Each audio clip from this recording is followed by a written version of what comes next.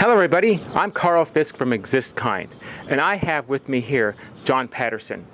And through Beryl Baker, I found out about John, and she explained to me that there's been some things going on in the city that have to do with, well, development, and how sometimes when development happens, it's not done in a very good way when it comes to the citizens. It's done a little quick, it's done a little in an inconsiderate way, and sometimes the process goes very well.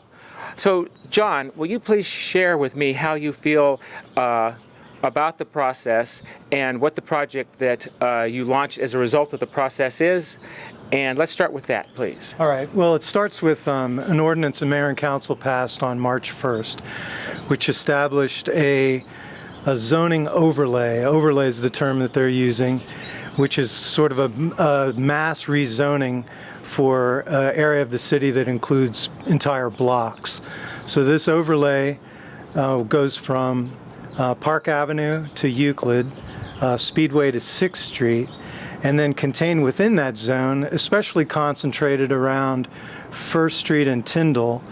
The mayor and council ordinance allows an area of high-density, high-rise buildings, up to 17 buildings, up to 14 stories, and something that was of great concern to the neighborhood was that the historic homes on Euclid were included in the overlay, so that a property owner who owned a house on Euclid would now be able to erect a 4- or 6-story building on that location, so that it provides an incentive for the demolition of historic homes. We're a historic district, and we don't want to lose any of the historic structures. It jeopardizes our status as a historic district. Absolutely, and Tucson has made mistakes in the past with destroying historic buildings and has suffered as a result. But what really strikes me from what you told me, John, is that you mentioned to me that the neighborhood wanted to work with this. The neighborhood wanted to go through a process and have some proposals and have some understanding for the needs of the university. But what you're feeling is that nobody's listening to you, and they're just going to do exactly what they want, the way they want, and they're going to do it now, as if they're just bulldozing over people and their feelings that give and are members of this community. Is that not reasonably correct? Well, yeah, the people in the neighborhood understood that this would be, if the modern streetcar is coming, that this location would be a logical place for some increase in height and density, and that's nothing that we have opposed. But the height and density that ended up in the final proposal was just staggering. And you imagine, if you had a home on Euclid that you had lived in since you were a child and you were concerned about, and then, the property owner behind you would now be allowed to put up a 14-story building that would leave your house in shadow for half of the day. I mean, who could live like that? And the process, you mentioned the process. The neighborhood, although this has been so speeded up, the neighborhood, representatives of the neighborhood association were invited to participate in the beginnings of the process, and we came up with our own proposal for height and density in the area that, actually some of us were uncomfortable with, but we recognized that some increase in height and density might be necessary there. But we never would consider including the historic structures, because we did not want to see any kind of incentives for them to be removed. So basically what you're telling me is you feel that the neighborhoods came up with a plan that would allow for the students to have their dorms, there's what they need. Maybe not exactly like the plan that they have, but the need would be met. Mm-hmm. And that's the most important thing, is that the need be met. But it sounds like somebody wants to build something no matter what. Is that what's happening here? Right. There's a out-of-town developer, Campus Acquisitions from Chicago, that's been the driver in this. And evidently, they proposed a plan early, and have been pushing this plan on a really tight timeline, because they maintain that they need to, open at a certain time of the year. since there's student housing. We do not oppose student housing, and this is a logical location for student housing, but does it need to be 14 stories? And for the planners to push this as a component of the modern streetcar, there's some irony there, because if you're going to have 750 students basically next to campus, what's the need for the streetcar? I mean, if you're going to say that these students will be riding the streetcar, wouldn't you put a building of this size in downtown, or at the end of the streetcar line, so that there's a reason for the residents of these dorms to use the streetcar? Absolutely. And sometimes I wonder if maybe beefing up our bus system and making it work really well wouldn't be better than the streetcar. That's what, in all honesty, that separate issue, I would think that, just quickly, a separate issue here, that Tucson doesn't have the money for the streetcar, really, and it's not going to make a huge difference across the city. But taking that money, just in my opinion, and probably some others too, taking that same money and making our bus system work really well would be a better solution, in my mind, than the streetcar.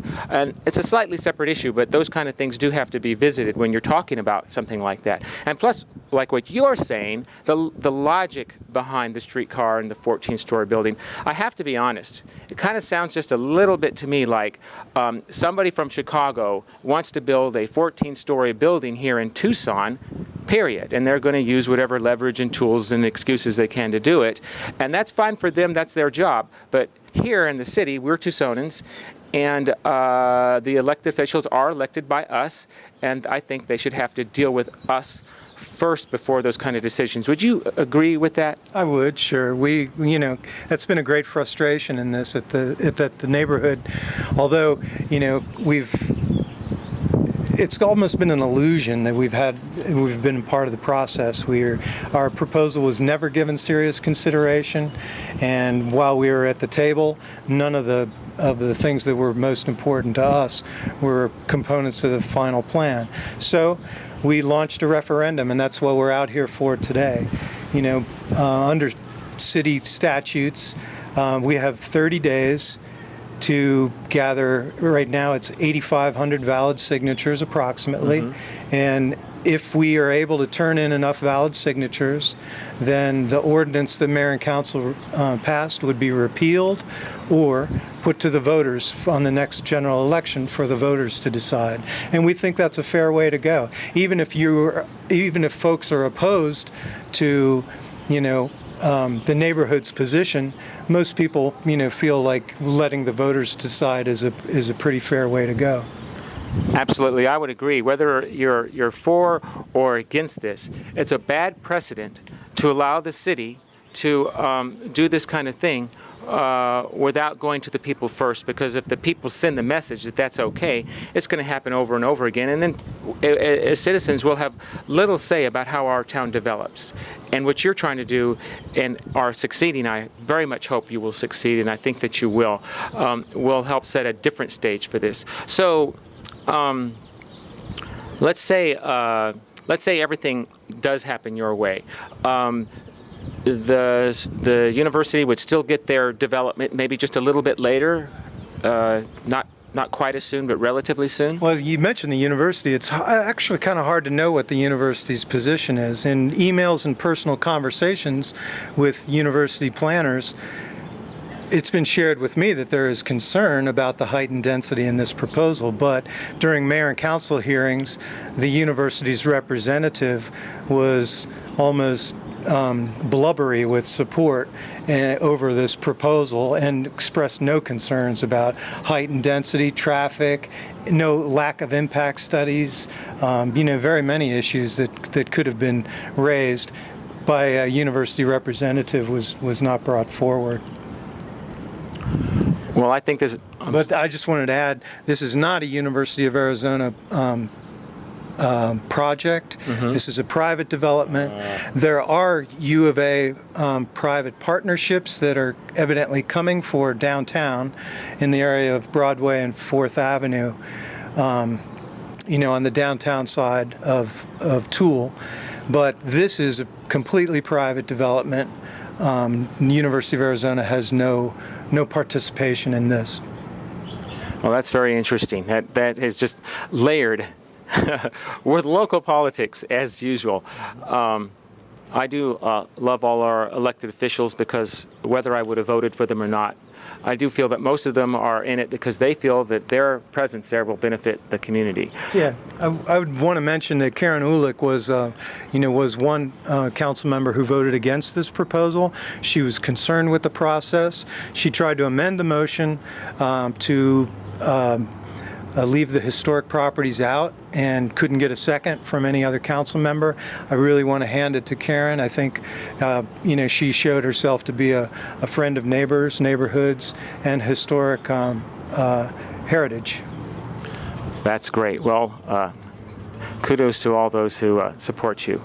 And I do think that you got a good chance at it. Now, tell me if I want to be part of the signature and I want to sign the petition, or maybe I want to help and volunteer a little bit, or be of some support to you.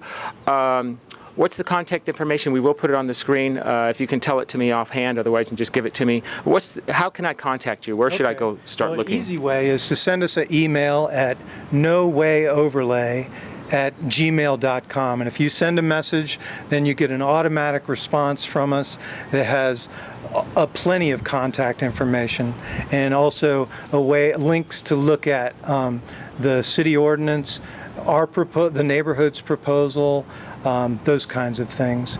We are going to be out for the next 20 days in pretty much every big Tucson event, so we shouldn't be too hard to find, but if you go to nowayoverlay@gmail.com and send a message, you will definitely get a response.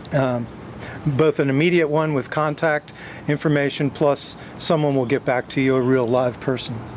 Very good. And we've got like 20 days to make this happen. Is that? Yeah. Under city statutes, ordinance has 30 days to be. A referendum has a 30-day running time. It took us a few days to get our petitions printed and, start distributing. We're down to about 20 days now left. Well, there it is, folks. That means that if you want to help out, you got to be quick.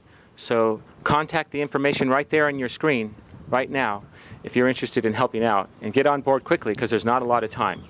So please help these people out, because you'll be helping Tucson out. Because in my opinion, Tucson really, really needs to be a city that goes to its people to ask its people how it wants to grow, because that's what elected officials are all about, representing the people. Tucson has what it takes and has been that kind of city to a large extent, a lot of the time at least. It needs to continue to be. We need to keep the pressure up, because if you ever let it off, it just goes away.